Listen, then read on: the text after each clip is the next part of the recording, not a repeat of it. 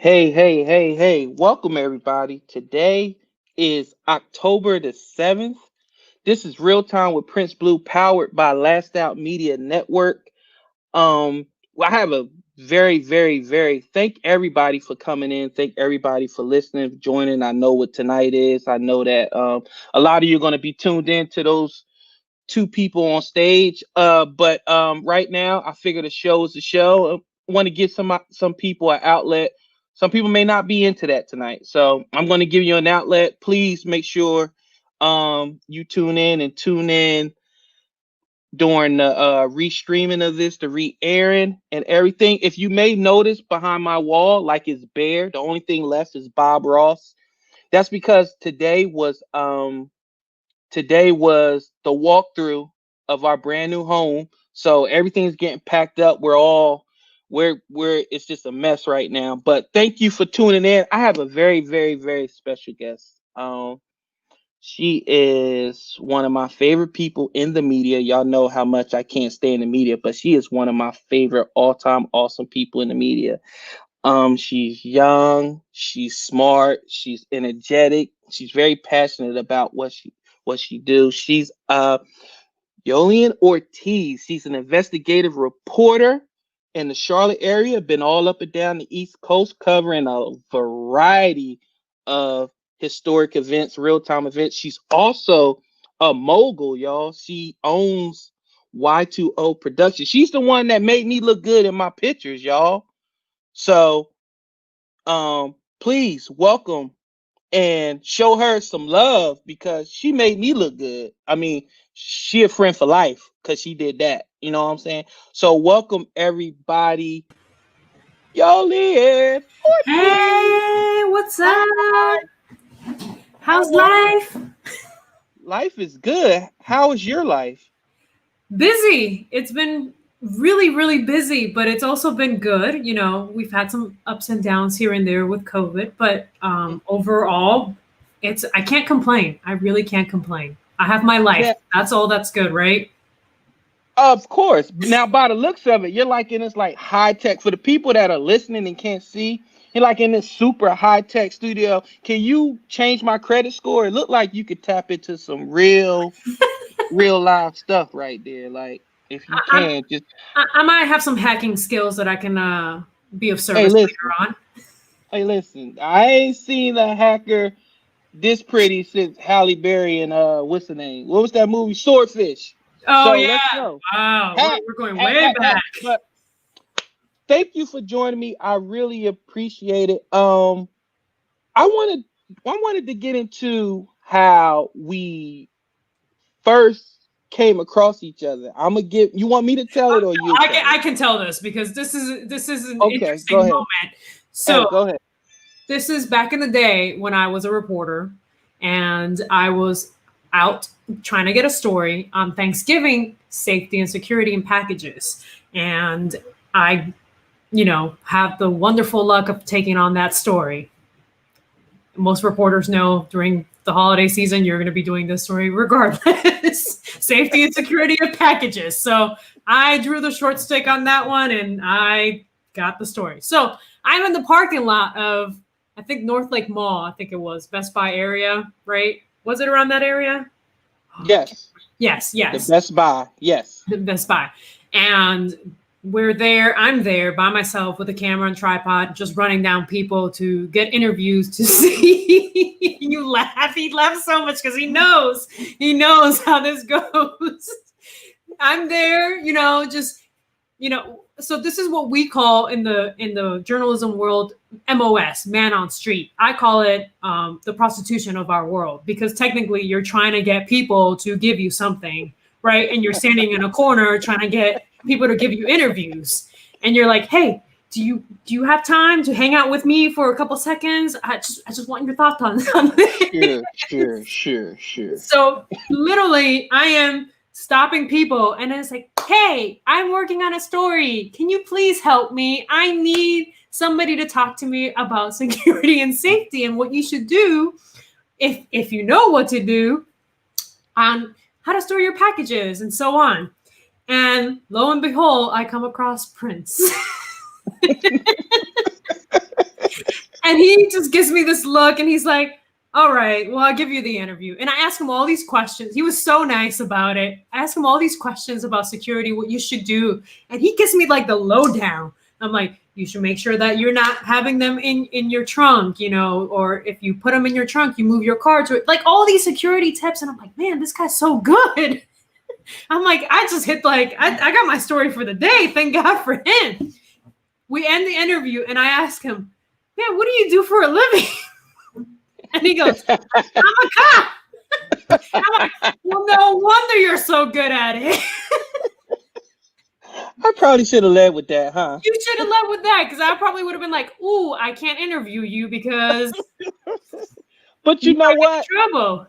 You was out there, you know, chasing people down with a tripod and an iPhone. Like, I felt bad. Like, Exactly. That's the whole point. That's what in front of Best Buy and it's cold, trying to get people to talk to her, and nobody was stopping to talk to you. I felt bad. I'm like, yeah, all right, I'll save your show. Listen, this is what you do. It. And since then, we've just always kept contact. I've always watched your work, been a fan of your work, loved how you navigated through the media world, and then eventually you came and worked for my department, CMPD. So yeah. I want to let's start off with Yolian the person. Like, describe to me who is Yolian? Wow. That might take the whole night. That's so difficult. Well, so I am originally from Puerto Rico, right? I was born and raised down there, and I came to the United States with my parents. My mom is a teacher and my dad is a cop. He was actually the captain of the police in Puerto Rico. So I have police ties from the beginning. So it was bound to happen that I would end up working for the police department. So we came to America, and, you know, we went from Puerto Rico to Massachusetts where my mom got a teaching job. And we came there because we wanted to have a better life because things in Puerto Rico were just kind of going downhill. And if you follow the news, you'll see all the shitty things that are happening in Puerto Rico right now.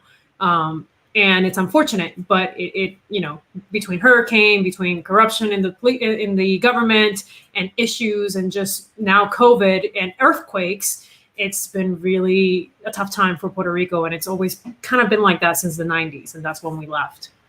We came to America. I came to school. I learned English.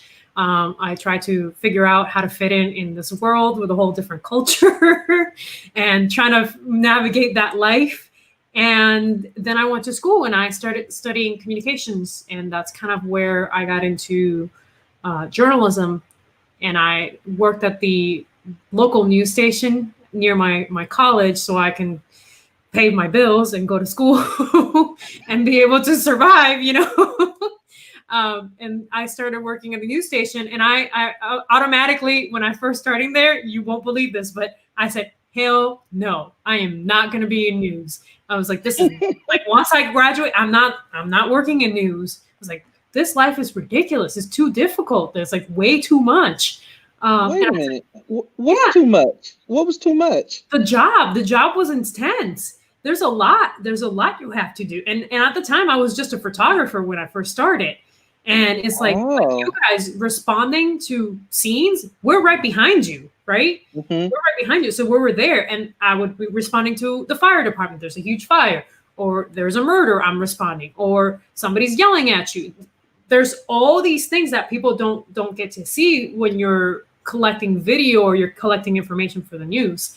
And I was not in front of the camera at the time. I started behind the camera because that's where my passion. Like when I went to study, I wanted to figure out how do I get art and computers and make it into a degree. And it turned out to be communications. You tried to create a new degree. Well, they was like, no. So I mean, at the time there was social media just started kicking off, and it wasn't what it is now, where people are like, okay, How do we post first to Facebook or Instagram or Twitter? Everything goes through social media first, and then you have the networks, right? Mm-hmm. Back then, when I first started, and I'm dating myself, but back then, it was just the start. Like Facebook was just brand freaking new. I mean, only the Ivy Leagues had access to Facebook. Back then, when Facebook was just for colleges, Because right? that's who created it. Yeah. Exactly, exactly. So it was just that, and we were trying to figure out how do we use this for news. Mm-hmm. And I mean, and I want to say this is like 12 years ago. Since then, it's completely changed. Everything has changed. Like it just how we get information out there, how we talk to the public, how do we get our stories. Everything has, and it's good and it's bad. But yeah, Mm-hmm. so that's how it happened. It's like I love drawing, I love taking photos, and I liked painting, and I was trying to figure out how to turn that into a career that would actually make me money Mm-hmm. because you got to pay off Which, debt. well, did it? Did it make you money? Okay, not at first. It took me 10 years for it to make money. And I tell this to any journalist coming in. I'm like, you're not going to make money whatsoever in the beginning. You're also not going Mm-hmm. to have holidays, and you're also not going to be able to see your family. So if that stuff is important to you, do not become a journalist. I'm trying to figure out why every time it comes to a career, you got to sacrifice like pretty much like Yep. fun to make money. Like I thought money was supposed to be happiness, but it's like any career you pick, it's like, if you don't want to have holidays, you don't want to have a family, you don't want to have life, then don't choose this. And I'm like, Well, well, I mean, so let's talk about that. Like, I could have chosen to be an accountant, and I would have had a 9 to 5 job, and that's fine, right? And if that's my mm-hmm, passion, I could have done that, but I still have my holidays, right? Because most accountants have mm-hmm, their holidays. Jobs that are not like they just don't follow normal life, right? Teachers, Monday through Friday, and then they have summers off, right? Police officers, doctors, firefighters, first responders, all that. We have to work 24/7 regardless. Same thing with journalists. We have to work 24/7 because the stories never stop, especially now with social media. so let let as a journalist, when you get it, like how does that call work? Like when you're at dinner with your husband and you get a text like, hey, I'm just making up something like, hey, two lions escaped the zoo, go cover it. Are you like, the fuck? Like, no, get an intern to do that. Like, I've been here long enough that I should have to cover two lions leaving the zoo. So how do you navigate that? How does it work? So it depends on the market that you're in. Mm-hmm. Um, top 30 markets, usually you have different shifts, everything's covered. Lower markets like 200 and to up to 100, they tend to be a little bit more of an on-call, or they just don't cover it. It just doesn't happen. They just don't have the staff to do it. So Charlotte here is top 30, which is I think right now it's 22. I'm not positive, I can't remember. It's 22, 24. But so everybody is an on-call rotation depending on the weekends. I used to work Wednesday through Sundays at night or in the morning. It would depend on the time. Most of us are scheduled to a specific time frame, right? So we have the morning crew who does the morning shows. Then you have your day shift. Then you have your night shift, and then you have your overnight. Some places don't have overnights. Mm-hmm. It really depends on staffing, but most of the time, I was never on call unless it was like we had protests and everybody was on 12-hour shifts, Mm-hmm. It really depended on the situation. So if it's like something that's constantly happening, if there is, there's nobody that is available, then they'll probably call me in earlier to come in to take care of something. So, if we have an officer involved shooting and there's nobody on, and it happens at 3 in the morning, they'll call that reporter on call. So there's like an on-call rotation as well. But it really depends. It really depends on how your news station is set up and staffing. Okay. So when you're covering the news, like I said, you worked for Charlotte Mecklenburg Police Department, which is where I retired from. You get all types of stories, you hear stories, you report stories. Um as a media person, like you, the name of the business is the news, but there's also a human element to it as well. And one of the reasons why I got into this is because some of the narratives that are out there, I just feel like they be lazy and they be like low hanging fruit. It's like you're going to always put emphasis on the negative aspect of a certain situation. Let's say now all negative, anything negative police is shoved to the front. When you have like, shout out to my sister, Officer Finnis, who does wonderful stuff in the community, but you don't hear a lot about that. All you hear about is the scandals and the riff and the rap. So as a reporter, how do you separate the human element from, okay, people don't want to hear about you doing kittens and stuff like that. They want to hear about the juicy stuff. How do you separate that? Okay, so pro tip first. If you want good news, watch the news after the first 15 minutes. Because the first 15 minutes, if it bleeds, it leads. The first 15 minutes is the most important, like, information. Like, if you really want to be up to date on what's happening and what's the most important stuff and what's leading in news and in your community, then watch that. But you're going to see all the murders. You're going to see all the bad stuff. You're going to see all the negative stuff. You're going to see all the terrible things, right? All the sad stuff. If you go to, so we separate our shows depending on commercial breaks, right? So you have your A block, which is the first 15 minutes. You have a commercial break. Then you have your B block. And depending how long the show is, if it's 30 minutes or an hour, you have your other blocks that go along the way. So if you really want to see the good stuff, come back after the commercial break on the first 15 minutes. Now, the bad stuff. So unfortunately, the bad stuff is the easy stuff to do. The good stuff is really the hard stuff to find and then to convince our news directors to do, right? Because it, like I said, if it bleeds, it leads. But that also goes to the consumer, that person that is watching news. So if you watch those first 15 minutes, you're giving the corporation, the news is still a corporation and they have to make money. And those first 15 minutes are important for ratings. So if you're watching those first 15 minutes and what hooks you in is the blood, the terrible stuff, the sad stories, the things that are terrible out there, then they're going to continue to put that. It's really up to the consumer to say, hey, I don't want to see this. And I hear it all the time from both sides. I say, like, why do you guys put all the negative stuff? Why do you do all this? It's like, well, because you watch it. Like, and that's kind of what you lead. So really, it's not just responsibility on us journalists to put out the good stuff or the bad stuff. It's also a responsibility on our community that's watching to be responsible viewers, right? You have to have that consciousness to be able to say, hey, I don't want to watch this anymore. This is not what I want. And make sure to let your journalists know. Most of us journalists, we don't want to be covering the terrible stuff.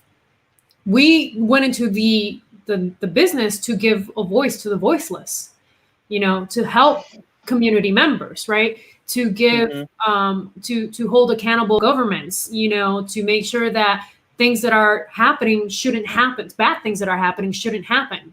That's the reason why most journalists go into journalism. But we get stuck on having to cover crime and all these terrible other things because that's what gives us clicks. That's what pays our salary. So it's kind of like it's trying to find that balance in between. Do we have a responsibility to be, to find all these stories? Yeah, we try as much as we can. I can tell you every journalist out there is looking for good stories, is looking for stories that really heal the community, is trying to find stories to help kind of bring our community together, especially in these times where we're so separated. Hmm. Um, listen, that sounds all good. Like, and I love the way you wrapped it up and you put a bow on it. Like, I got into this to do this and do that. That's like when I rose my hand, I was like, I got into this to save people, to serve and protect, blah blah blah. And then you get out there and then you notice you got shit rolls downhill, right? Yeah. So of course I want to go out there. I want to heal the world, heal the community. But then you got keep coming in like, hey, like uh your numbers are down. Like you ain't doing this, you ain't doing that. You like, what the fuck, man? I didn't like if you want a trooper, go hire a fucking trooper. I'm not about to be out here writing tickets and doing all that bullshit. Like, Mhm. and I get it. Like, the only time I would ever participate in something like that, like let's say in my area, if you got a lot of speeding, you have a car accident, it's just ridiculous. So to do some preventive attack, you be like, hey, like you start lighting people up and Mhm. giving out tickets like, hey, you can't speed down here no more. Boom. But listen, I ain't about to be out here doing something I don't want to do just to make you happy. But I understand, you have to answer to people and you have to, do certain things. Like you're a reporter, you're coming up and they're like, hey, do you want to be on TV or not? And you're like, yeah, okay, well, report this and shut up about the woman that saved the kittens out of the lake. Go report this homicide. So I get Yeah. it. I get it. Yeah. I get it. No, I So mean, most of the go time, ahead. I I would always, for some reason, apparently I'm just good at it. I would always get the homicides. I would have to do the crime. I was very good at getting families to talk to me. But that also comes within my responsibility, as a journalist. When I went to these type of things and I'm talking to the families, I never forced anybody to go on camera. And I specifically said this because I didn't want them to feel like I am trying to get it for ratings. You know, that Right. was never my goal. Never mind. I know it was my news station's goal and what they wanted. But I always told them, you have the option not to do this. I'm like, and I would tell them what the negatives and what the positives would be. And I would lay it out straight out. And they can tell me, no, I don't want to do this interview. And I'm like, fine, I'm cool with it. I will let them know. I was like, I'll figure something else around it. Because, sometimes these are families, they lost somebody. They're in a moment that they can't deal with media coming in and knocking on the fucking door. Like, I don't want somebody to show up at my door, like, somebody's died, and I'm like, hello, hi, give me an interview. You So, know what I'm about to ask, right? what? How come on the this is just me. Like, how come in the media, like, you could be on Wall Street? Now, this is me talking to Yolia. Okay. How come y'all be like we could be on Wall Street, everybody in suits, everybody sophisticated, like, about their business. Why when y'all go live on air, y'all find the most ghettoest, kookiest, coolest person to interview. Like, I'm like, first of all, why is his black ghetto ass on Wall Street? Why is he there? Like, hey man, hell yeah. Yeah, that's what I saw. You feel me? You feel me? And I'm like, first of all, where did they find you? Like, and do y'all know that they about to go on TV and make an ass of themselves? Like, how does that work? So, going back to the prostitution that I was talking about, how we are trying to get people to talk to us, that's how they end up, because they're the ones that say, hell yeah, I want to be famous. I want to be on TV.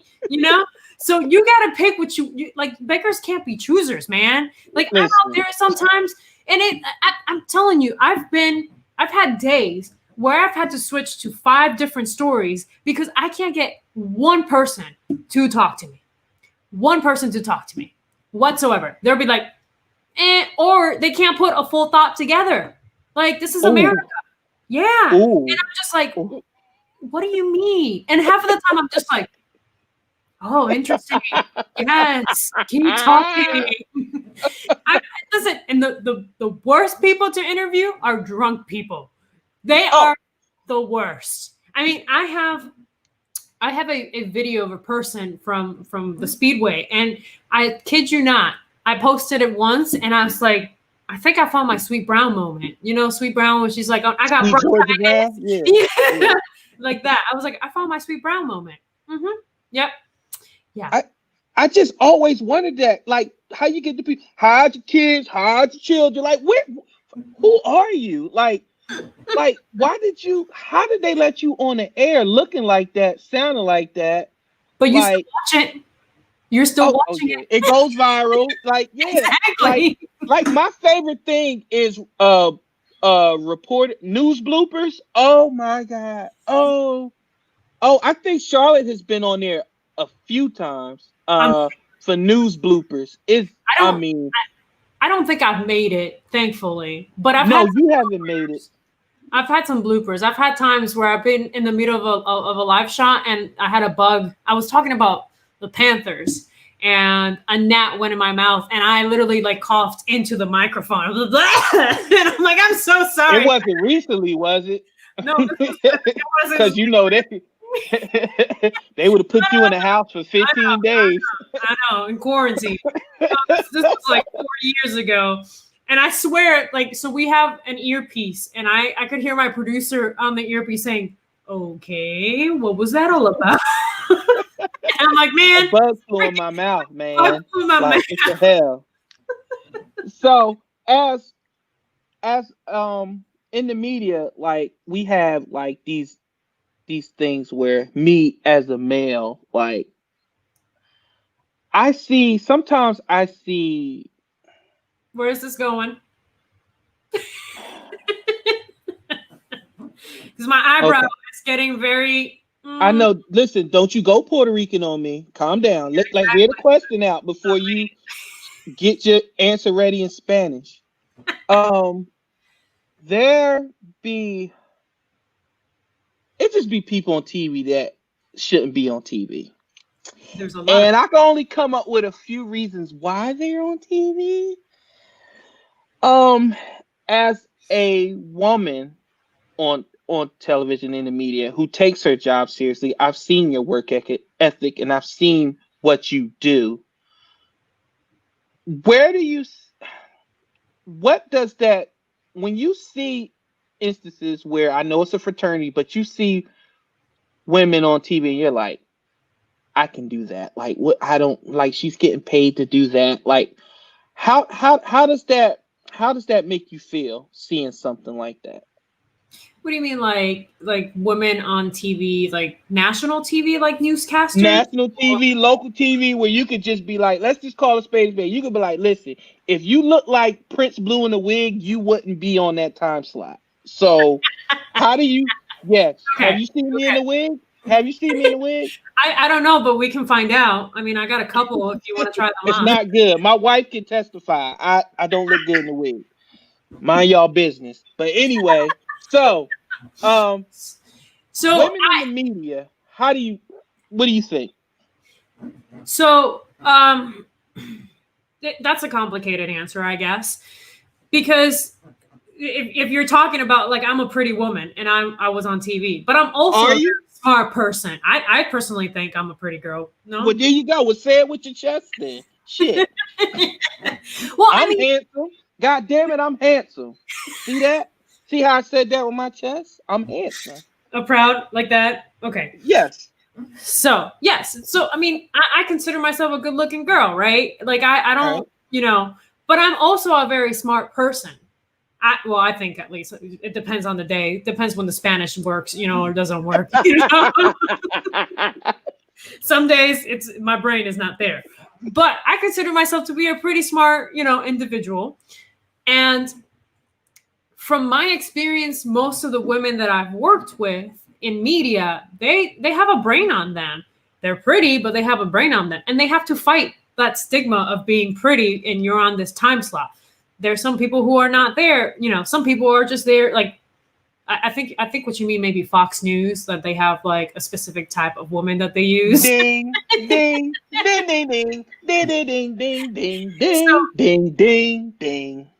so let's talk about local versus national. Yes, both of them, they're looking for good looking people, right? Yes, Mm-hmm. because you don't want distraction and you need ratings.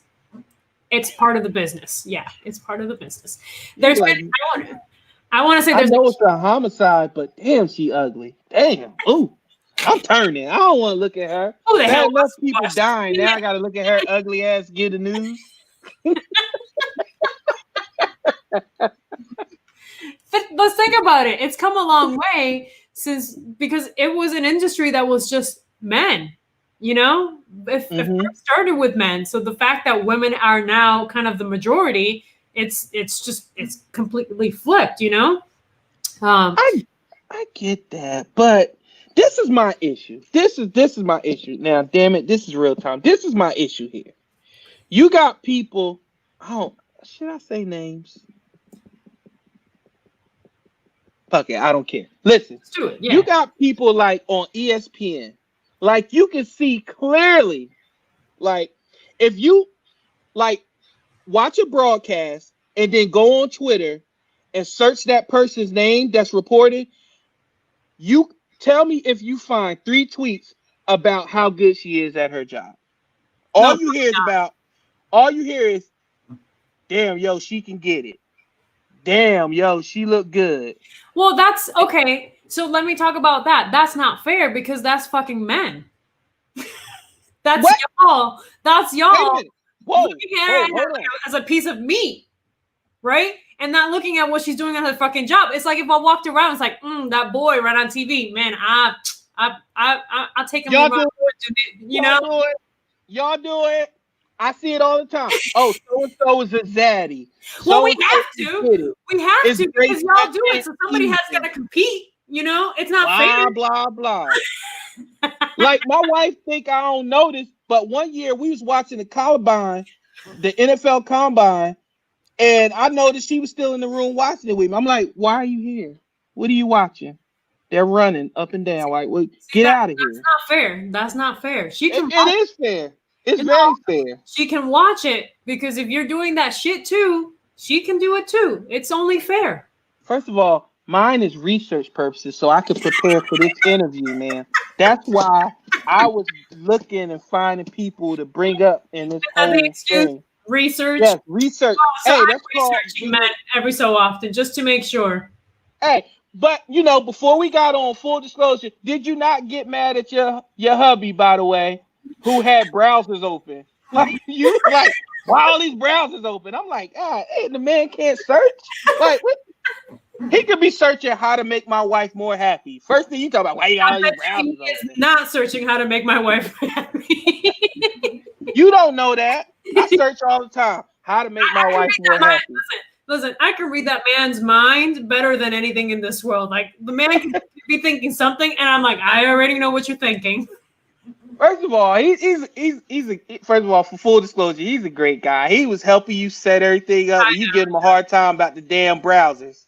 Anyway, but the reason why I asked that, though, in all fairness, is because there's so many, like, when I see a woman in a prime spot, and I feel like she doesn't necessarily deserve that spot, even men, like, but since we're talking about women, like, I'm like, that could be you. That could be somebody else in that spot, but she's just there because she looks good. I don't understand, like, what is she bringing to the table for, especially in sports. And sports is because it's something a little more tangible. You're like, do you know the sport that you're talking about? Mm-hmm. Like why? Like, do you know what you're talking about? As far as the news, we're dependent on you giving it to us because we don't know what's going on in Texas or Charlotte and things of that nature. So we're dependent on you for that versus sports. Like, your sports. So you're like, wait a minute, that's wrong. She's saying that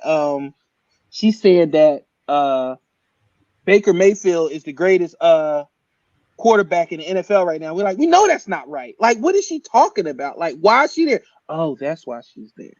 So that's why I ask, like, when you see stuff like that, and you being a woman yourself in the media, like, how do you number one keep that, like, try to internalize that, and does that make you grind harder to break through those stereotypes that you're just here because you're a woman or because you're attractive?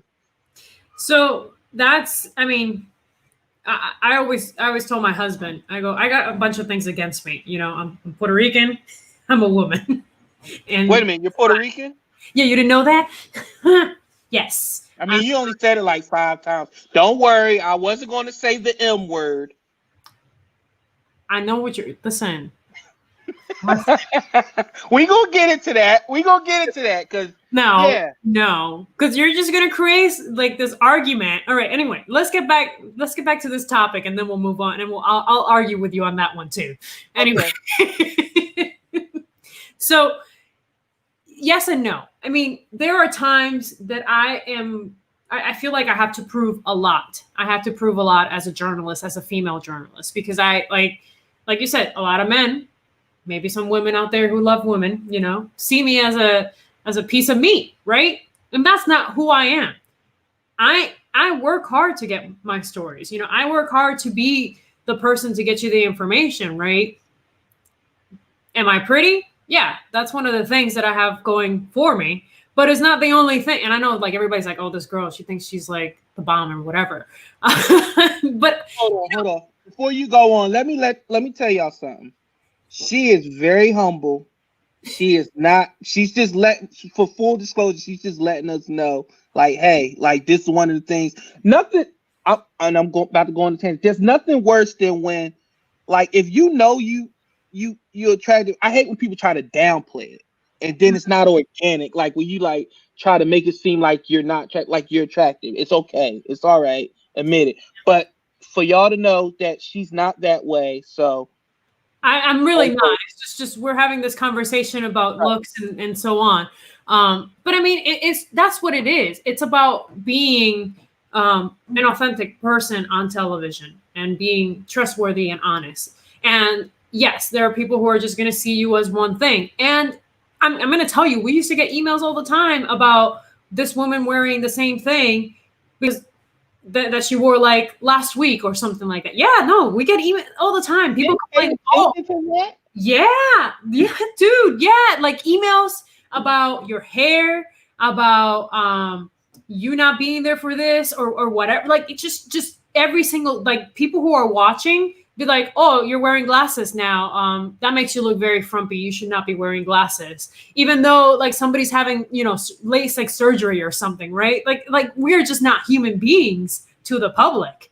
We're just these things, these gods, you know, on screens, and that's how we're seen. We're not seen as human beings, and I think that's where the issue comes, that that you know that you have this person on TV and you're expecting this person to just be this beautiful person who can speak very well and flows naturally, and that's all you want out of that person. You don't want anything else. So again, it's a responsibility on people watching. It's a responsibility to know that I'm also a human being. You know, I make mistakes. Put it back on us. Don't put it back on us. Don't put it back on us. Because let me tell you something.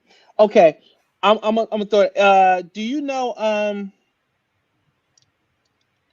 know Carissa Thompson? Who? Oh, you don't know who Carissa Thompson is? No, I have no clue who that is. Okay, she's a Fox News, Fox Sports One broadcaster. Do you know who Erin Andrews is? I do know Erin Andrews. Okay, perfect. Erin Andrews. Like, you have so many people, both genders, that be like, yo, she's so mediocre. Like, why does she have the gig that she has? I mean, and we all know. Huh? Contracts. Yeah, we all know. We all know why. But my thing is, like, you know, that spot, like, she got kicked, Pam Oliver got kicked off from the top group, and now they moved towards Erin Andrews, and we're like, everybody know why that happened. But it's like people are scared to admit it, even the people themselves. Like, they be like, I work hard, I do this, I do that. Okay, yeah. Well, okay, yeah. We get it. You work hard. But there's still a certain thing out there that to where, the more beautiful you are, the better the ratings, the more, men are going to tune in. Now, part of that is on us because, you know, all the comments, I know these directors and all that stuff, they see it.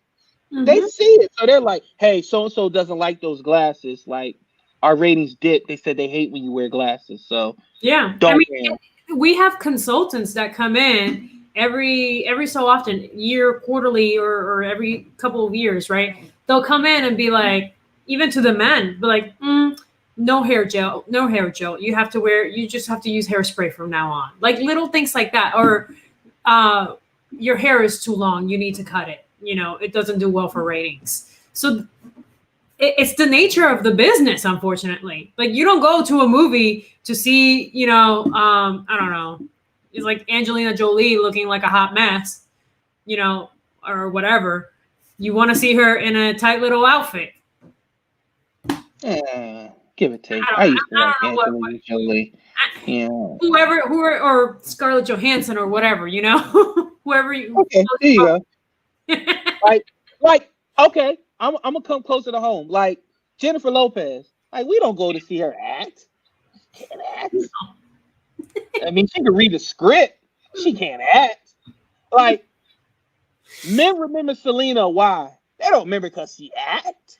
it's J-Lo. Like she channeled Selena. It's the same concept, right? It's TV. Right? It's the same thing. It's something that you're going to complain about regardless, right? But it's still something good to look at. Right. Correct. Now, it shouldn't be that way. What shouldn't be that way? It shouldn't be that way that you have to play somebody that is on front of a camera who's just good looking. It should be somebody that's qualified. What? Yeah, dude. Okay. You should be smart to be on fucking TV. Yeah, but if you're playing Selena, you can't bring out like Taylor Swift to play Selena. Okay, let me. I'm talking about news. I backed away from the movies. I was going to say, which one? I'm sorry. I'm talking about news. I'm sorry. I'm talking about Selena biopic starring Taylor Swift. Like what? Who? That would be very odd. Yes. Talk about whitewash, right? Representation in movies. Okay. Now, I say that to say this. You and I, when I came to get my pictures, we got to a conversation about how, like, when you were in the business or whatever, like you're Hispanic female, everybody always immediately pigeonholes you. They don't say, hey, are you Dominican? Hey, are you Guatemalan? Hey, are you? They don't even say, hey, are you from an island? They be like, hey, you Mexican? And your eyebrow raised because you're like, yo, like, fuck, like, don't disrespect me like that. And I'm like, it's not about disrespect. It's the fact that it's only because if I go to Florida, I'm fucking Cuban, right? If I go to New York, then I'm Puerto Rican. But if I go to California, I'm Mexican, right? Like, well, good for you. Whether I go to California, Mexico, DC, I'm black. Yeah, I'm like 10 different. Like, I could be a freaking spy if I wanted to. Yeah. I could be whatever nationality you think out there. No, but it's about. So it's not more of like.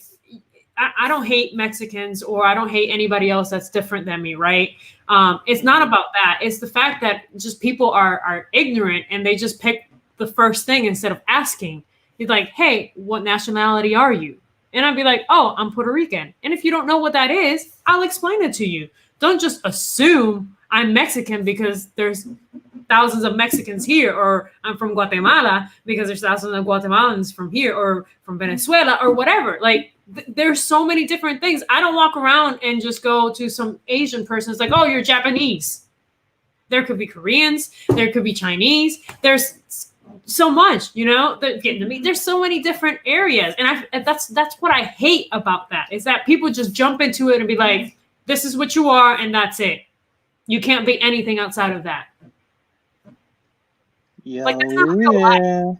That's not real life. It's like black people too, you know? Like you guys are like, I'm just, I'm black and that's it. And you can't be anything else. No heritage. No, wrong. Like Okay black then. people, like I remember when I was growing up, like the worst thing you could call somebody is an African booty scratcher. Like I'm telling you, like, hey, listen, in the comment section, tell me when y'all was growing up, like you were like, yeah, you fucking African booty scratcher. Like it's just, and it's no different than like Africans, Haitians, Jamaicans, people Right? from the Virgin Islands. Like when they look at American blacks, like they look down on us. They be like, you're lazy, you're spoiled, you don't know how to work, you complain, blah blah blah. And then some of our people look at them and we be like, you're dark, you're always outside, you don't wear shoes, shit like that. So we got our own, we got Exactly. our own racial interactions amongst ourselves. So I totally get what you're saying, but you ain't gonna sit up here and tell me that y'all don't be considering being called Mexican a slur. Y'all be like, y'all get mad, like, yo, Well, we get mad because that's exactly what it is. It's like we are not that, and we are so proud to be who we are. It's like if you went to a Mexican, you're like, "Yo, you Puerto Rican." That Mexican is gonna be pissed too because they'll be they're like, proud of thank their you. culture. Okay, thank you, thank you, No, thank you, okay, thank no, you, thank thank you. No, but no, no, no, no, no. you. There's no way, no way, because no way. I'm no. That's it. Yeah, Okay. See, no, see. no. I'm done with this. I told you. It hurts, yo. I'm telling you. That's how I would feel. Because I'm I was proud. called. I know. You're I'm proud proud to Puerto be Rican. Puerto You Rican. say it, damn it. You fly your flag. You fly the flag.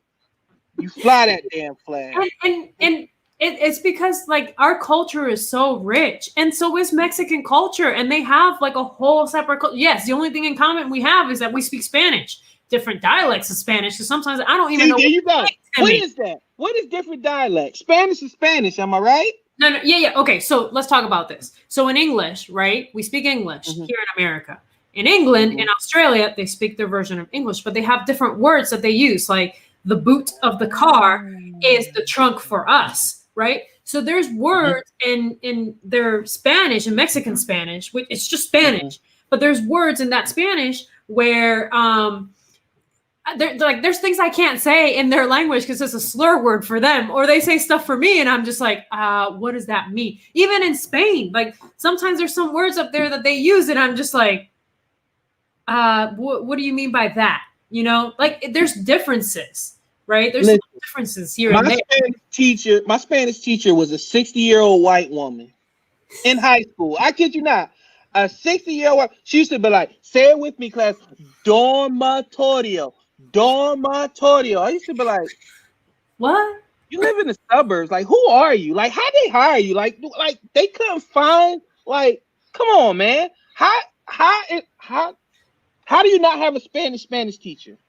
How do you not have a Hispanic Spanish teacher? Like, what There's are some we doing here? there's some places in this country where white people have never seen a black person or a Latino person. Okay. And I'm glad you just said that. Because speaking of some of those people, I got to get to my brothers in blue. Oh, Like, some of us are culture shock. Newsflash, hello. We haven't seen a black person unless they on TV running for a touchdown, dunking a basketball, being reported on the news as robbing somebody or doing something crazy. So you covered a lot of the riots and all those things of that nature, and you've seen how it started from either it could be a misunderstanding from a serious tragedy, and you hear some of the complaints on the street. You interview the people that are rioting who are upset and telling you why they're rioting, why they're upset, and then you also worked for the police department and you hear why they did what they did. You've covered procedures. You've been at the academy. You see how we're trained.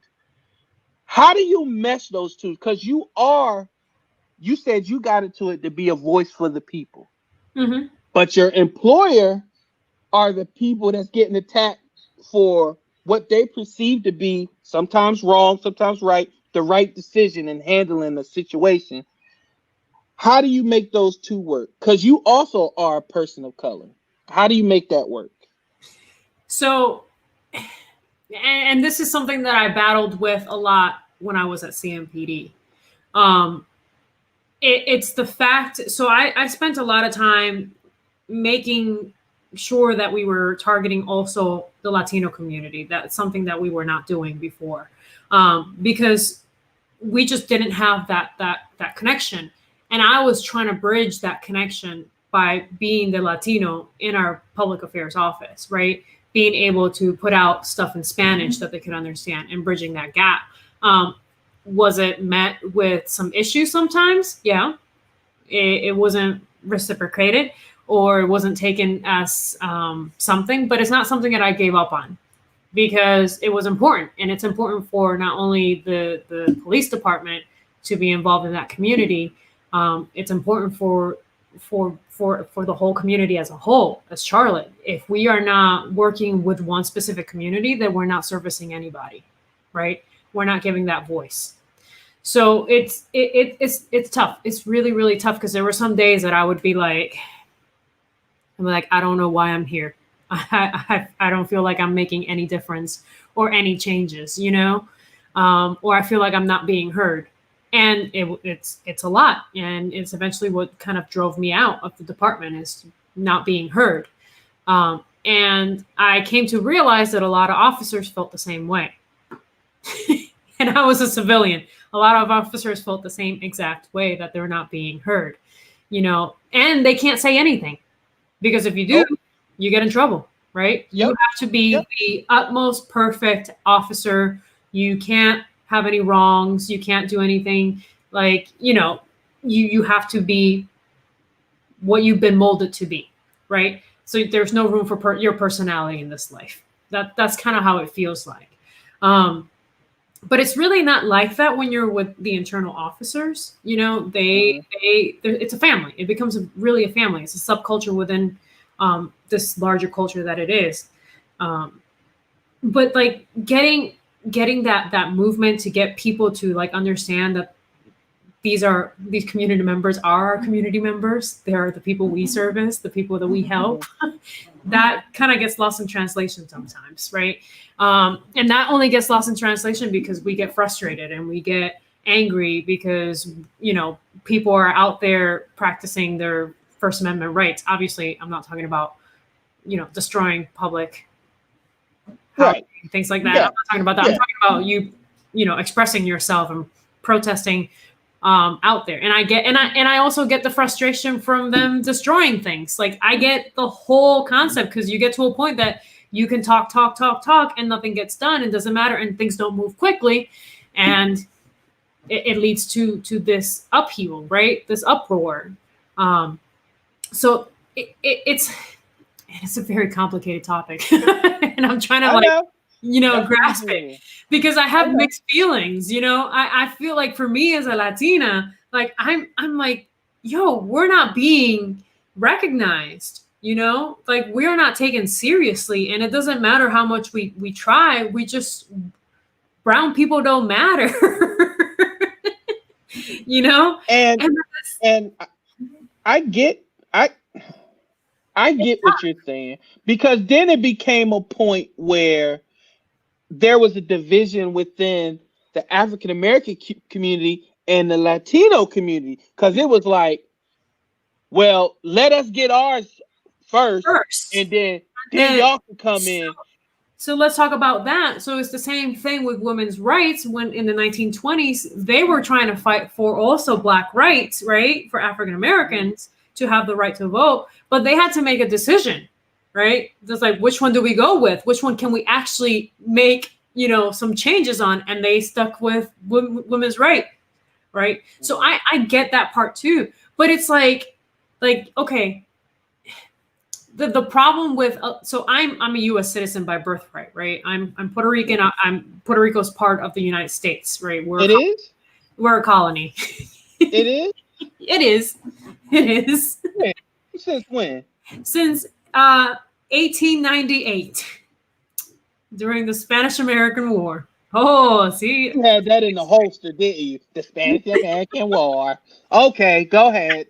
1898. Y'all one of us. Go ahead. yeah, you guys won us from Spain and took us on as a colony, and we're still a fucking colony All because right, come on, y'all. Shit. Y'all could, yeah. no, Whatever. whoa. I can't. So listen, if I was living in Puerto Rico, I can't vote for president. Do you want to? Yeah, hell yeah. Like the Okay. United States rules everything from Puerto Rico. Like, come Do on. we? Yeah. Do we? Okay. Oh my god. Anyway, I lost my train of thought. I don't know where I was going. All right. So I'm a US citizen. So for me, coming to America is like moving from state to state. But for other people, other people from Latin America, from Central America, South America, when they come, they have to come as immigrants, right? They have to go through Mm-hmm. the whole process. And most of them don't come here legally, right? They're undocumented. So when they come in, if they are going to complain about something, they really can't. Because if they complain about something, they could potentially find themselves being deported, Yeah. So there's Yeah. really not like a big upheaval for, brown lives, right? Because we're too afraid of what could happen to a lot of people who are just, who are just here. They're just here. People who are hardworking. They're just here to make a living, but they're not. But they can't complain about things that are happening, so they just take it, right? They just take it. Yeah. Wow. Black lives, right? You guys have been fighting forever, and you keep. And I know that's unfortunate that you have to continuously do this. But it's something that you guys have been able to have a voice on, right? You guys have been able to put your thoughts out there, unlike us. Like, we've had maybe a couple of things that we've been able to do, but that's where we're at because a lot of people are too afraid, right? We're too afraid to Right. move forward. And there's going to be a time when eventually we're not going to be afraid, but that time hasn't come. And I don't know when it will come. I can say this in my decade of being a police officer, whenever I would go on a call, in a Hispanic community,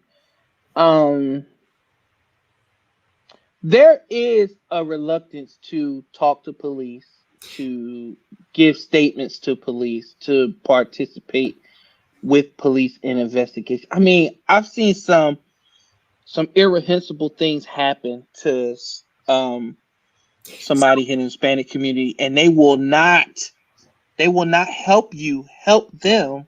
Mm-hmm. And you were born in Puerto Rico. I don't know what the police is like there, so I don't know if it's an issue of that, or if it's the issue of, if I do this, then they'll find out I'm not here. I'm not supposed to be here. Then they'll deport me. Like, what is it? So it's a little bit of what you just said, and it's a little bit of the corruption that is in their countries. A lot of people, Okay. Who are in government positions or in police, they're corrupt. So they don't know who to trust, and they can't trust police, right? And because they're here undocumented as well, and they have that experience from their country, then they're more reluctant to come and talk to a police officer. It doesn't matter what could have happened, what terrible thing could have happened to them. They just won't come forward because they're afraid that they will be deported and they're going to have to go back to that terrible thing in their life. So what just happened to them here in America is not as bad as having to go back, right? Right. Yeah. And let me tell you something. Like, I don't get caught up in all the policies and the immigration stuff. My thing is, you over here, you working your ass off. Hats off to you. Keep grinding. You ain't over here hurting nobody. Like, those the ones I'm concerned with. If you're over here illegally and you're working your ass off trying to put your kids, just trying to give them a better life, hey, do it. Mm-hmm. Do it. I don't give a damn. Like, leave them alone. Let them do what they do. But I just wish that, because a win for any minority group, in my opinion, is a win for all Oh, minority groups. Because if you stick together, it works. Versus like, well, that's them. Like they got their own issues. Like no, it's all our issues. Like the only thing that's separating is we're classified as different. yeah. We're having the same issues again and again and again. And it's unfortunate that it's like that, that it's just we can't seem to, because we are minorities, which we are becoming the majority in America, like I think we're a couple percent off from, or we're already there, where we're pretty much half of the population, right? And it's unfortunate that we have this divisiveness within our own groups, like, Mm-hmm. and that comes back to being Mexican or being Puerto Rican or being Dominican or being from Colombia. There's these little differences in pockets, and we just create these smaller little groups that just can't come Mm-hmm. together, and that's the problem. It's just we can't find a way to come together. And when you just don't have that cohesiveness, or you just don't have that one person that's leading you, like a Martin Luther King or Malcolm X, or just a leader that's getting people moving, things don't get done, right? That's So very That's very interesting that you said that because I'm honestly like I know there've been some segments. I watch the news. I love the news. My wife laughs at me because I'm old. I get up, I watch the news in the watch the morning. news. Like when I would get off of work, I would come home, watch the first 30 minutes, then go lay down. So um they're doing these segments where it's like Hispanic leaders in the community So and for Hispanic heritage, right, local doctors, yeah. they're showing people who came over and made a great living themselves that you never heard of. Mhm. So I am trying to think of like who is that leader that's galvanized the Mhm. Hispanic community in America? Like we have the Malcolm X's, we have the Martin Luther So King. we did have Cesar Chavez, but he was, I believe, in the 60s and 70s for people who were laborers, in Right. California, right? Hmm. But we just haven't had anything, no resurfacing of anything for this new generation, right? There's just nobody to stand behind. There's nobody that we can be like, hey, this person has our backing. There are multiple people, in the government. There's multiple people who are doing things for the community, but there's just not this cohesiveness that there could be. And we tend to be a very collective community, in general, compared to most of America. So we kind of tend to keep things to ourselves within Yeah. our community. Yeah. So it's like that's another thing. So it really depends on the location. In New York, I'm sure there's multiple leaders out there because you have a lot of Hispanic. You have, it's New York. New York has everything, everything you can think of. Right? Yeah, y'all got the Latin Kings. You got Y'all everything. got- Let's not talk about gangs, okay? listen, hey, listen. Leadership is leadership. Goddamn it, it's just hey, listen, it's all leadership. Shit, and united. I, No, you have a but point. one You thing, got a point. but one thing I do see is like you see when during this, especially during these times or whatever time it is, when a black person is standing up with something, like you don't get black people who downplay their blackness. And when I say that, like I look at people like, for example, Alex Rodriguez. Hmm. His last name is Rodriguez. Would you know that he's of Hispanic descent? Does Well, he ever say anything about his culture or his people? No. because He's up on ESPN and Baseball Tonight. Like once in a while you'll catch an accent, but I don't even know what that accent be. I'll be like, what the hell are you talking about? A-Rod? Like, what is that? Like, who are you? You got him. You got J-Lo. I think she represented okay. it a lot when she was with Diddy, but like after that, like no, she's in movies with Richard Gere and like she was in Selena. That's all you Well, I saw. mean, during Like Super Bowl, she took out the Puerto Rican flag. Do you remember when she did the dance with Shakira? Come on, like that's the biggest Puerto by the Rican way, thing you can do. Shakira waxed her. By the way,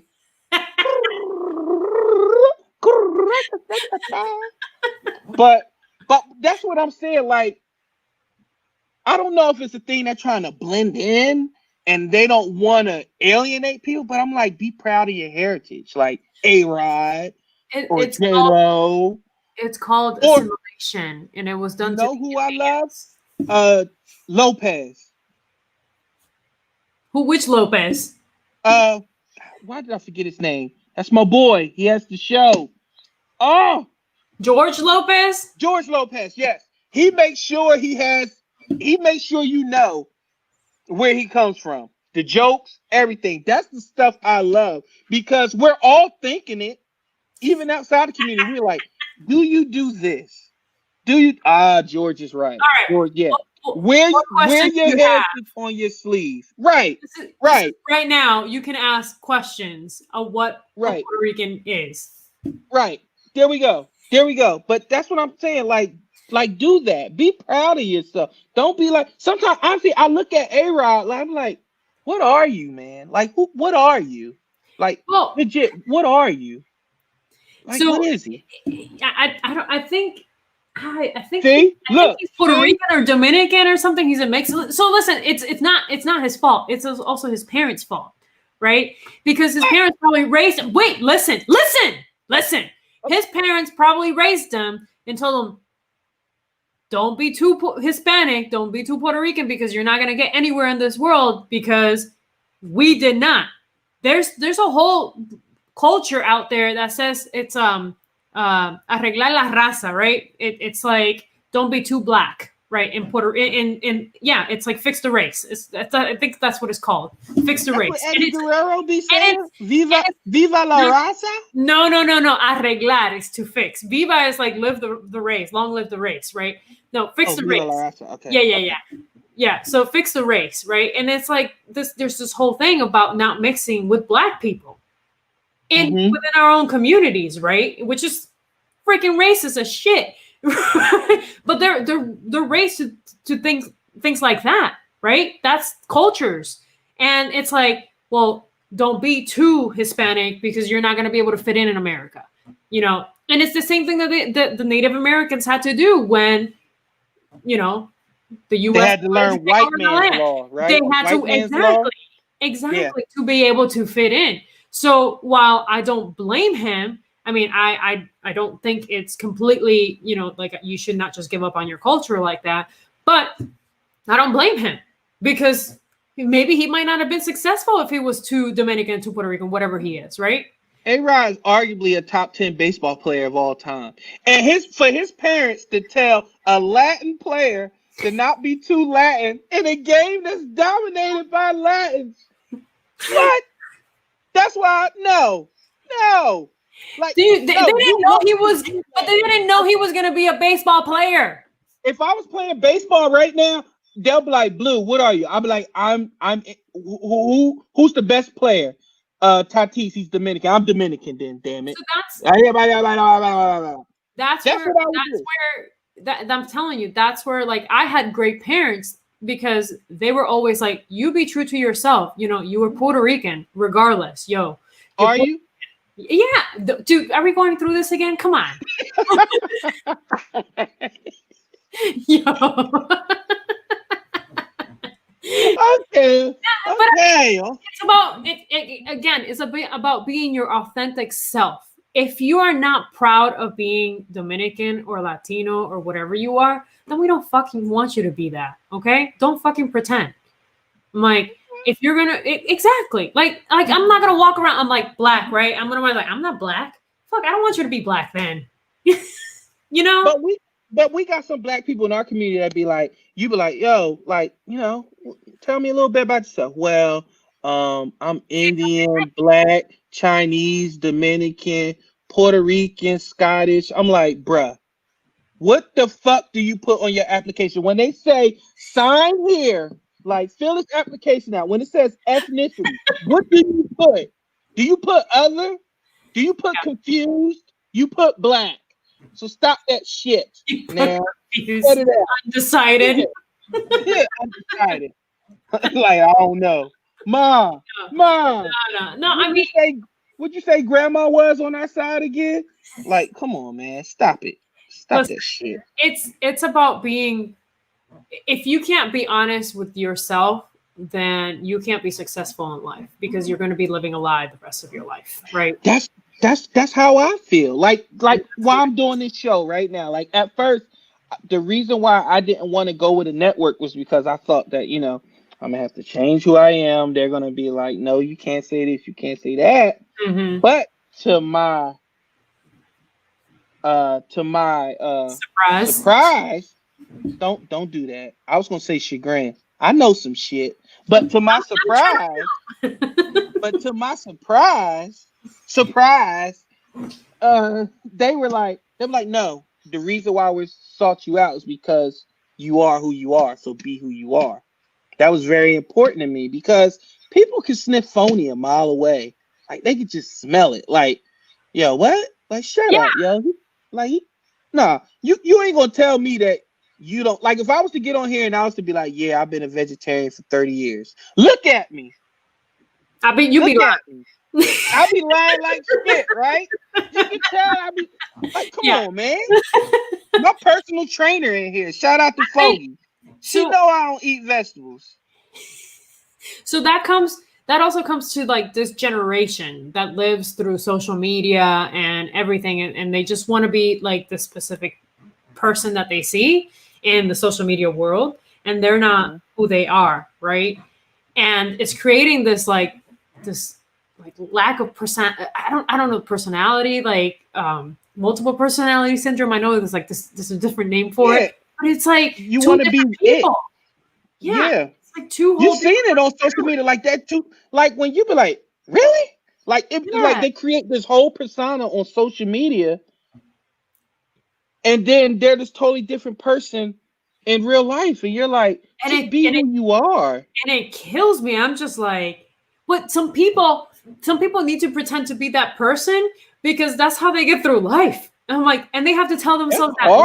And it's a horrible. Yeah, I agree. It's horrible that you have to tell yourself this lie and you have to live this lie, and then you're not happy with yourself because you're living this lie.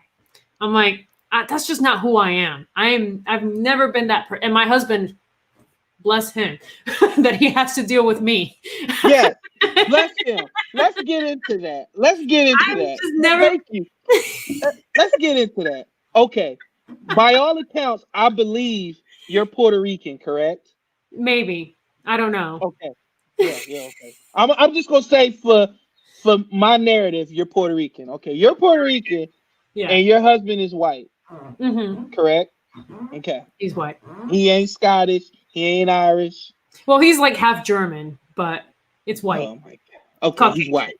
He's white. He fills out an application, he says white. Well, he would have to tell you the story of how he fills the application and what he did in the army, because he came back as like undecided too. So. Oh, okay. So you're Puerto Rican, your husband's white.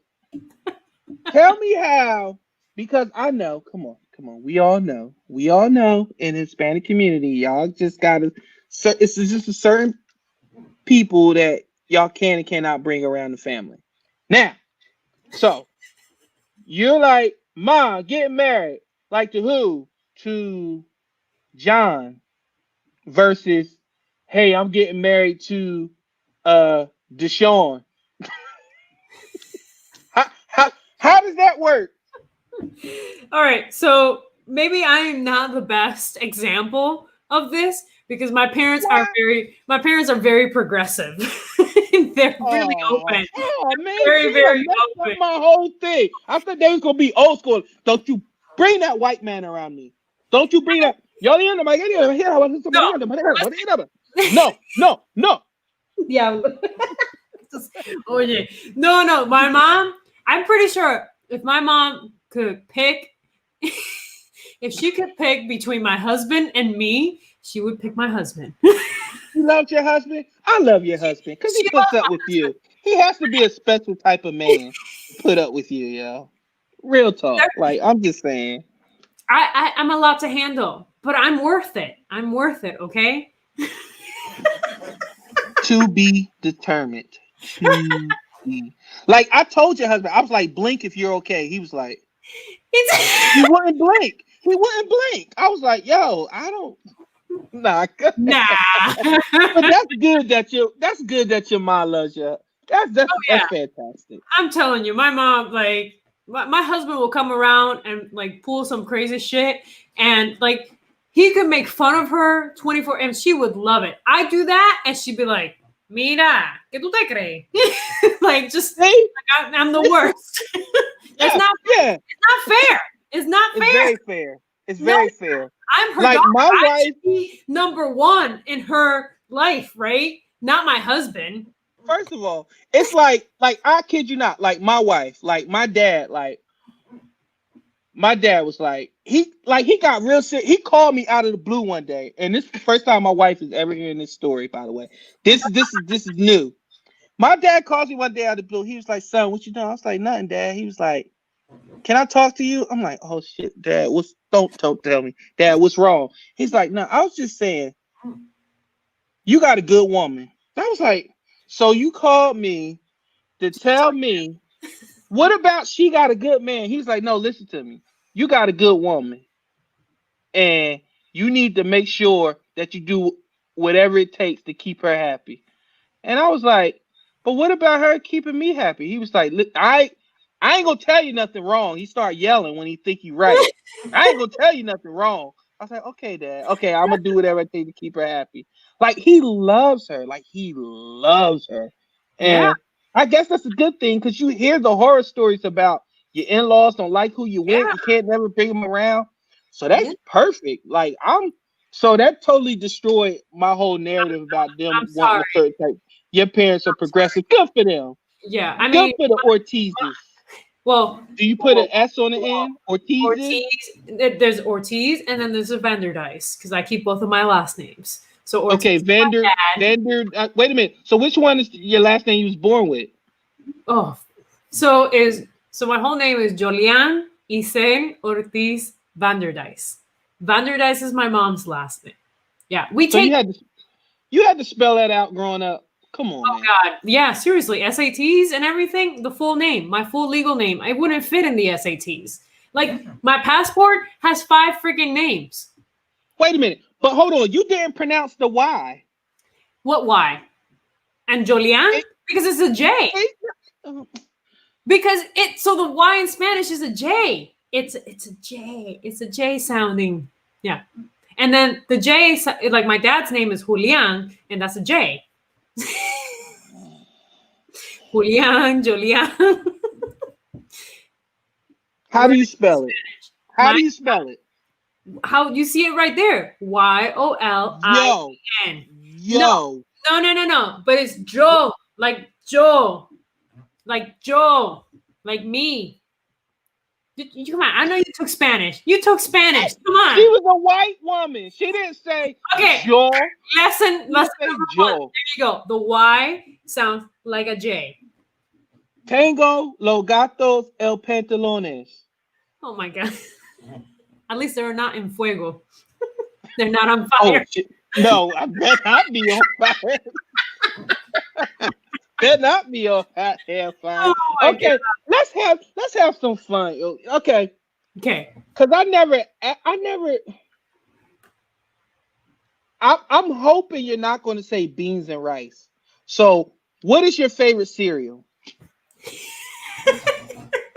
Wait, so you're really gonna ask me this? We had this whole conversation. This is like a tough question. This is called Real Time with Prince Blue. All right. Not Real Time with Jolian. Favorite All right. cereal? Go. Give me your top 3 cereals. Honey Honey, be oats. quiet. My wife said I have 5 names too. They don't need to know that. You're supposed to be on my side. He's giving me so much crap about my 5 names, and you got Okay, hold on. different. Me growing up. So different. Okay, my name No, so Prince, Farid, Julius, Tawan, Blue. People thought I was Haitian growing up. They was like, "You Haitian?" No, I ain't Haitian. No, I just got 5 names. My mom, older, she told everybody, if I had this baby, I'm gonna name him after you. If I had this baby, I'm gonna name him after you. So she had 5 people to please. 5. So she just went with it. And I pass it on to my kids now. They each got 3 or 4 names. If I gotta go through it, you gotta go through it. Like when you have a baby, whenever you gonna have to name them something. Well, my husband's Obviously, last name, in a hyphen. like, listen, we've talked about when we have children that our poor children are never. I'm never going to know how to spell my husband's last name because it's German. It's Corman's house, and it's spelled. Oh my God, he's gonna, Oh, yeah, oh, yeah, exactly. oh, Right. I'm like, oh. take my last name instead. Wait a Just minute. call Say it me. together. Jolion. Say No, it I'm not. together. Say it all Oh, together. well, I don't take his last name whatsoever. But just say it. Just humorous. Humorous. Say it. My Say name it. is, so if I would Yeah. take his last name, it would be Julian Iser Ortiz Corman's house because I dropped my mom's last name. I know, right? It's alphabet. No, in the army, Jolion. Yeah. Like what?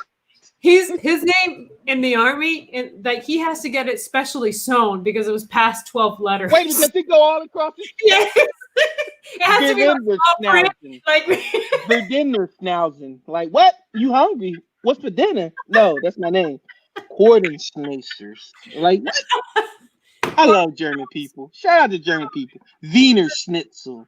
Like, all right. So come on. all right. Top 3 cereals. Go. So Wheaties, Honey Bunches of Oats. Bye. Bye. Okay, game's over. This has been Real Time Pick. Wheaties. Yeah, I love the Wheaties. Come on, the sugar ones. The sugar ones are so good. There's something about it's like crack, man. It really She is. said Wheaties, the sugar ones. I'm You like, couldn't. You just threw your heritage in the air, took a bat to it, and hit it out the park. That's something Alice Rodriguez would say. I like Wheaties. What? they're good. Come on, man. Help me out. You supposed to be brown. Like what? So, Wheaties? what do brown people eat? Like, come on. If I could tell you cereal, Anything with I'm talking sugar. about Hello? cornmeal You're and talking to a diabetic. We eat anything with sugar. So go ahead. Let me hear your other two. You gotta redeem yourself, yo. Come on. I'm not gonna redeem myself, man. I'm being my authentic self, okay? Okay, go ahead. Be The other one and Frosted Flakes so Wheaties and Frosted Flakes. and What's Honey your Bunches third one? Honey Bunches. God damn it. with the almonds. With the almonds. Not almonds. So Almonds. how She do you said say it? almonds. Almendras is a Latin word. It's like when you guys say, what is it? Aluminum? Like it's I don't even know. Aluminium. That's how you should say it. Aluminium, not aluminum. Y'all kill me with these words in English. You said Wheaties, Honey Yeah. Bunches of Oats, And Frosted Flakes. and Frosted Flakes. I feel like I can't even follow that up, yo. Listen. Like I didn't grow up with this stuff. My breakfast was mainly like eggs, ham, and fruits. That's Eggs, the ham, some fruit. like I wasn't, or it was like cornmeal, like grits for us, but it's like a cornmeal, What like the hell is a grit? no grits. Like for What you are guys, grits? I don't know what grits What are are. grits? Say it. Say it. Grits. You know you want to say it. How You do you almost said say like for you guys. Say it. No, I didn't. Say it. I'm for the South, for you Southern people. Like you love your grits. Who? The grits. I'm from New Jersey. Well, Damn a grit. South. Here in the South, I don't understand like the love for the grits down here. Like it's just like it's. I feel like I'm eating rocks. Do you like your grit al dente? Al dente. No. So like we had like my dad used to make like a corn. It was like an oatmeal, but it made out of cornmeal. So it was like our version of grits. It's a lot smoother than the grits up here. So It sounds delightful. Honey Bunches of Oats. So at the top shelf, the $8 box of Honey Bunches of Oats, you're the one that's buying those. no, I'm buying like the Harris Teeter or the Publix brand. So you're buying oats that are bunches and bran. That's how that shit be saying. It's the same thing. It's the exact same thing. They're just packaged differently. Did you know that? It's the exact same thing. Trust me. So you're cheap too. Hell yeah, I'm cheap. I'm Puerto Rican. Like, come on. Right. Yeah. Like, Yeah. Yeah. I'm gonna find Y'all cheap as something hell. valuable. Y'all cheap as hell, yo. I'm gonna Like, find whatever yeah. I can find as cheap as possible. That still is like the same. We're bargain shoppers, man. Look at my wife said grits stand for girls raised You're in the raised in South. the South. I never heard that. I Okay. have. I've heard that. I've heard that. I can't. Yeah, I'm trying to. My son said Dino bits Pebbles all the way. all day. See, now that's a cereal. And that, my that man is Mark, that is like sugar. Like 100% sugar. I forgot you work out and do all that other shit. So Yeah. yeah, it's sugar. Listen, trust me. Take it from a diabetic. You can have sugar in moderation. Yes, you can. Yes, you can. That's why you have the Wheaties with the sugar. Why would you even? Why would you even? Why would you even listen to a diabetic give you sugar tips? Like, listen, I failed. I failed. Failed. Okay. Okay. I'll Listen. let you be. I'll let you. So your husband is German. Yeah. Does he cook German food? 9. I just switched to German. 10, 11, 12? No, so he does not. And if he does, it's like the only thing that he cooks are these like vinegar mashed or potatoes that he loves. And So both of you are disappointments no, what do to you your mean? culture. Whoa. First of all, I'm not a disappointment. I still cook Puerto Rican food. I'm like, you're talking about cereal. Okay, let's go. Like, What you cook? Let's go. Pastelón. You don't even know what a fucking pastelón is because you're not even in this culture. So pastelón, Google it. I'm telling you, I pastelón. know. I eat pastelón all the time. No, you don't. You don't know what the hell that I is. eat it with fettuccine sauce, rigatone sauce, pastone, right? Pastone, pasta on top of sauce. So pastelón is a plantain lasagna, and the pasta is the plantain. So you have like the sweet and salty. Oh my god, dude, it is so good. Google it. You would like, delicioso. Es que it's what? Yeah. So wait a minute. Are you the person when there's a potluck? Now hold on. And you're in the office, I bring right? a random Puerto Rican thing. Yes, I will bring that shit. Yeah. Do you bring it on your own? People be like, yeah, I wonder and if people they always like, I'm not eating that. And I'm like, you better eat it. I'm like, I made this shit. You better eat it. You can't force pasta on.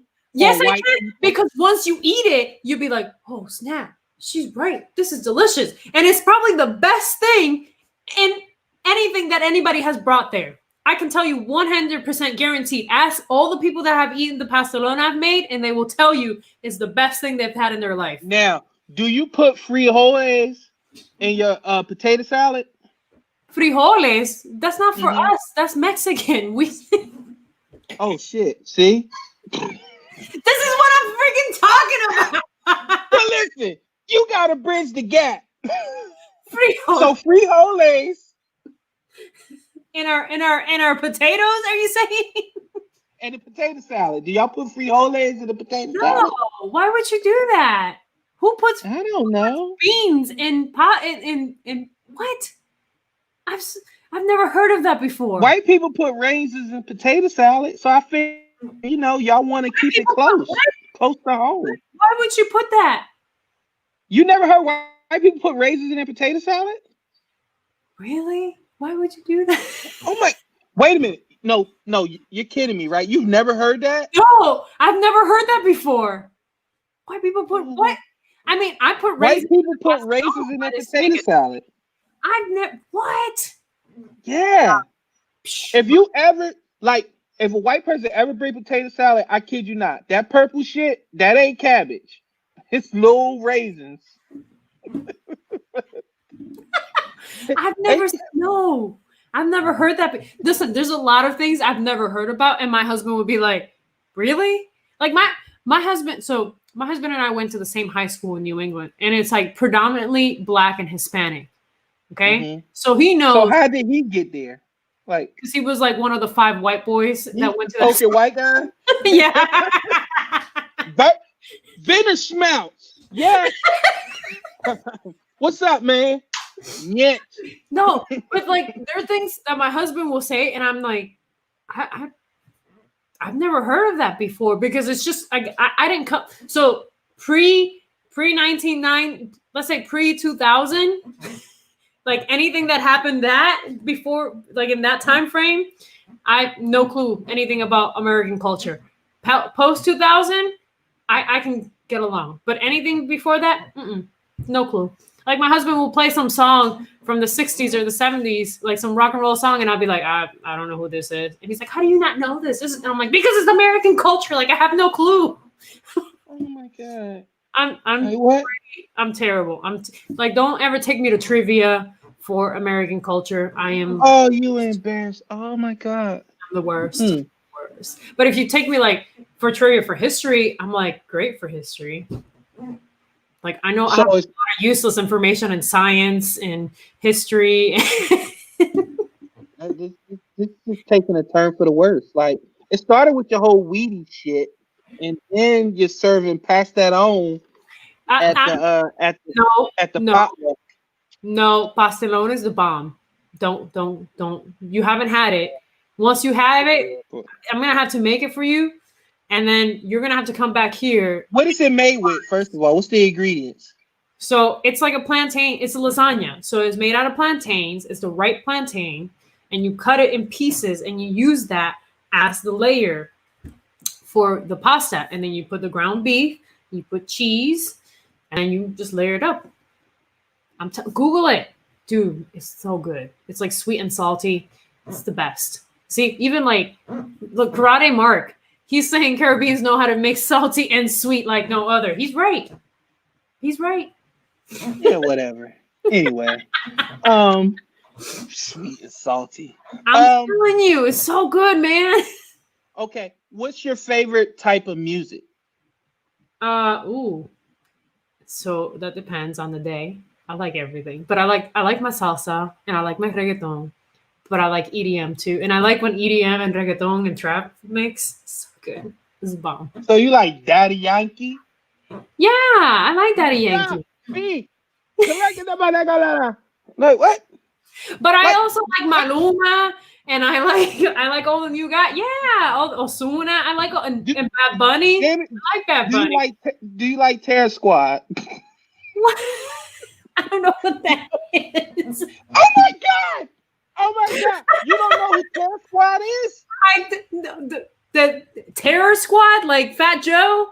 Okay, so yeah. I thought you were saying tear, like you tear something apart. I'm like, who the hell's Terror Squad? Yes, I do know Terror Squad. Yeah, Terror Squad. Do you like Terror Squad?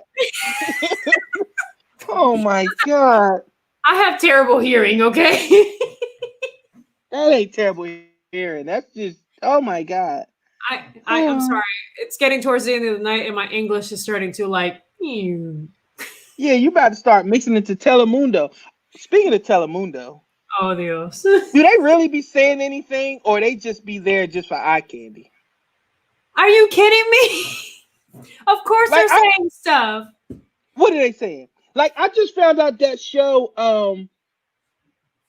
It means something in the Fat Man. What is it called? El Gordo y la Flaca. There we go. There we go. There we go. It's called something in the Fat Man, but all I know is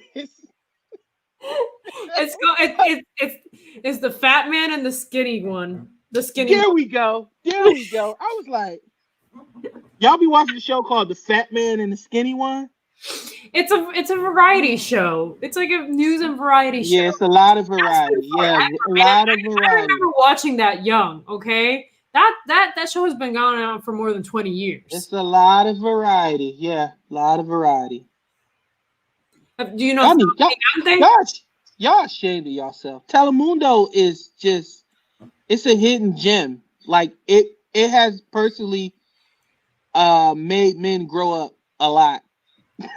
A lot. Especially with the weather woman. Yeah, like I don't know what's going on, but I know it's hot in Colombia. Yeah, it's very. Dad, did you know it's cold in Colombia right now? Súper caliente. Like, Muy, muy yeah, caliente muy Colombia. caliente. Muy caliente. Ay, But Dios. um, oh man, it's been so much. Like, I felt like I've learned a lot, and I feel like I still have a lot to go. But I told you in the beginning, there's a lot to learn. It's like it's gonna take another whole episode just to be able to get yeah, to know yeah, we're gonna have to peel this in layers because I don't feel like we even touched the surface. no, But no. tell everybody about. I said you were an investigative reporter, but and we focused a lot on that. Let's focus on. Tell everybody about your new venture as a business owner of Y2O Productions and what exactly is your goals to do with your new baby. And So I mean your business people, business. business, my business. So, Yes. yeah, so we launched crazy. We launched in January this business, and it's pretty much photography, videography, and teaching people how to do social media, right? Um, Mm-hmm. training businesses in the area for an affordable price because a lot of people will go into photography and start charging up the wazoo, right? And it's kind of helping people use their social medias for their business as well because a lot of people go into business and they open a bunch of multiple different Facebook, Instagram, and they just don't know what is best for them or how to maximize their use. So that's kind of where we're working at. So it's a little bit of getting businesses to have, you know, photography, have a video, or have or learn how to use their social media accounts to be able to attract customers. So that's kind of a little bit of what the business is all about. And it just got kicked off in January with COVID happening. So we had to kind of like put a lot on hold. Mm-hmm. But thankfully, it's it gave us that time frame to be able to lay the foundation for the business and kind of to start slow and be able to work with a couple people and do some photography. And now it's just slowly starting to pick up a lot faster than I expected it to be doing in the first year. So that's good, you know? But yeah, so it's just been always kind of something in the back of my head of wanting to be able to give people photography, you know, a lot of people are not comfortable in front of the camera, right? It's tough. Tell me about it. It's tough. It's tough to be in front of the camera and it's just nerve-wracking. And then sometimes you're just like you want these beautiful photos, but you're so nervous. And I get that Tell me because about it. being in front of in the camera and TV and you're about to go live for, you know, hundreds of thousands of people, it can be nerve-wracking. So I get it 100%. So I take my experience from being a journalist to be able to get people to be comfortable in front of the camera and comfortable with me so they forget the camera. So when I'm filming, it's really, or I'm taking photos, it's really a conversation, right? It's really Mm-hmm. about having that conversation while we're still taking photos. It's about making it an experience. Well, you can see most photographers will probably be like, all right, pose like this, move your hand, chin down, whatever. No, I'm having a conversation with you while telling you, it's like, hey, bring your chin down a little bit. Oh, tell me a little bit about that, etc. And it gets you comfortable to take these photos, right? And it gets your true personality out. And that's kind of what I want. And it's the same thing through video. It's being able to get that right person, that personality that you want out, and actually getting you to explain how passionate you are about your project or your business and be authentic, right? It's all about being true to yourself.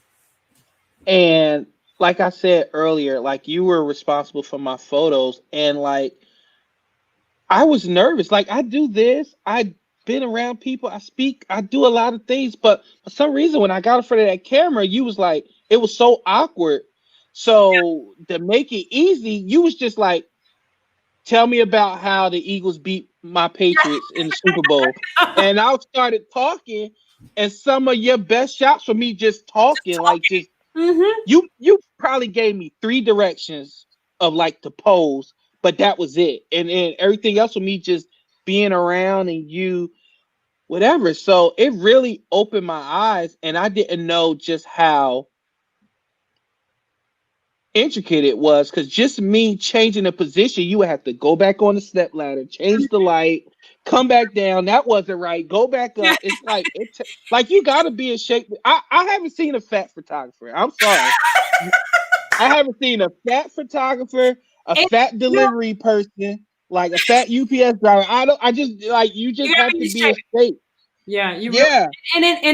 and to be honest, it is a lot of work, and we try to make it look like it's not, right? We try to make it to be as comfortable as you guys can be, so that you're not stressing out. But like in my brain, I'm going through like 1.2 times this and this, and then this gives me this number to be able to get this exposure. Like I'm doing all this math in my head while I'm still talking to you and making sure that you're comfortable. So a lot of people just don't get that, don't see that what we're doing is like trying to get all these numbers right and trying to get all these things right. Like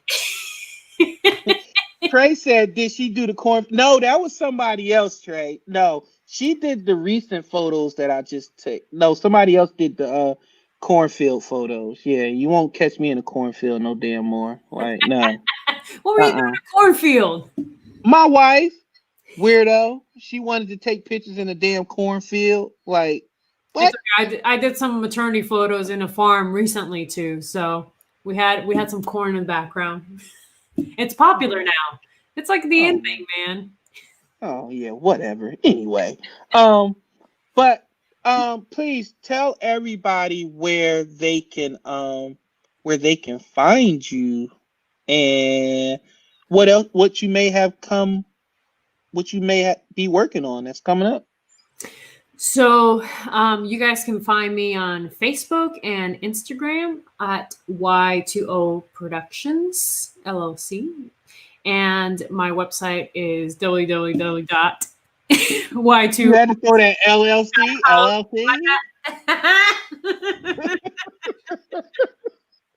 Come on.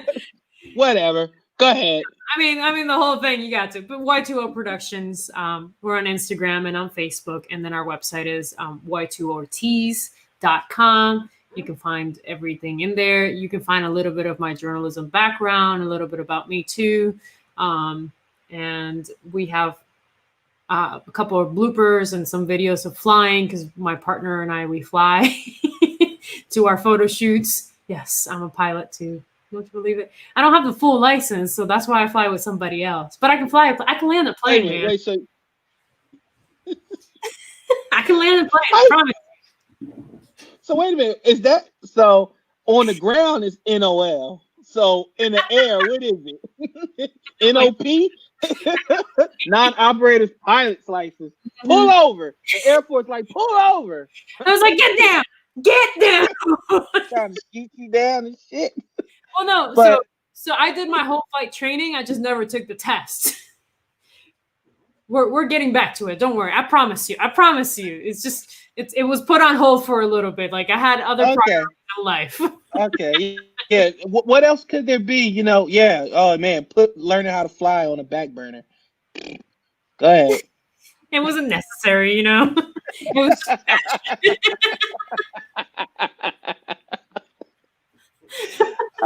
You may be a goddamn spy. Like you're a pilot now, pilot, photographer. I'm telling you, go Uh, to uh, 2 Productions on Instagram and you'll see our videos that we've done while we're flying. So yes, I'm pretty sure I could have been a spy. Like CIA, give me a call. there's no, yeah. I don't think there's no Puerto Rican spies out there, yeah. I I'm mean, just saying. I can almost pass. I get told that I'm Lebanese, that I'm I can see that. that I I'm can see that. I never get told. I never get said. It's like, oh, you're Hispanic, right? You're Puerto Rican until I open my mouth, right? Yeah. Until you say you like Wheaties. Like what the fuck? Like, yo, you American, shawty? What? No. I'm Puerto Rico is a colony of the U.S. Okay, Don't give me that shit. I'm Listen. a U.S. citizen because we were won by a war. So I didn't get to choose to be a U.S. citizen. So they paper rock scissors and was like, It take was Puerto pretty much, Rico. yeah. No, They're you like, take Puerto Rico. 1, 2, 3, shoot. 1, 2, 3, shoot. Damn it. Pretty Can much. they work? Do they have skills? Yes. Pretty much. They just took over. Yes. They were like, Yeah. And they could run a corner store like nobody's business. I mean, The I mean bodega. yes, exactly. That's the ones that you don't want to rob because you know, abuela's in the Oh, corner also with a with a weapon. it's The it's whole two family is places. carrying. I kid you not. It's two places on the street that never part of riots: a church and a bodega. Like you just don't, No, because you may have to come to him and be $2 short, and he'll let you go. Like, no, you can't fuck with a bodega. No, you cannot. no, no. But thank but on that note, thank you so much for coming on. I had fun. And to everybody out there that enjoyed this episode, it's going to be on again tomorrow at lastoutmedia network.com 10 to 11:30. Like she gave you all her information. You know where you can catch me at Real Prince Blue everywhere. Trust me, this is not the last time I'm going to have her on. I mean, there's so much to discuss. We're not Yeah, even like, we're not even. I didn't even get to your husband's Bammerschmetz, his last name, like how you spell Bammerschmetz. oh my But god, that's cool though. we got other times. Oh yeah, my boy KM said, let's not forget Puerto Rico produces some of the best boxers in history. Ajá, huepa, así mismo. Yeah, because you know that's when y'all that's because don't y'all is it in Puerto Rico? That's where they beat the tortilla against the rock, right? I'm Again, messing with you. I'm messing. Mexico. This you really want to get murdered in front of like you want to get murdered in I'm live. messing with you. Oh my god. Mira, Oh, oye, oh, tú si quieres que I'm, girl, you know I'm playing. All right, everybody. I love y'all. Go ahead and get. I know y'all probably trying to double back and forth between us and the debate. So go ahead. But I had fun. Thank y'all for joining me. I will be back soon. Y'all know that big things on the way. Some more big announcements coming. I just can't say them yet because paperwork and white people. What could you do? So we out. I love y'all. Y'all know that. these Y'all guys. say bye bye to Yoli. Y'all can follow her on Telemundo, on El Flaco, and the Greco. Oh no, it's el Es Greco, mío. Greek. We're gonna teach you Spanish, man. We're gonna have to teach you Spanish. All right, y'all. I'm out. Y'all be safe. Have fun. I'll see y'all later. Bye. Guys.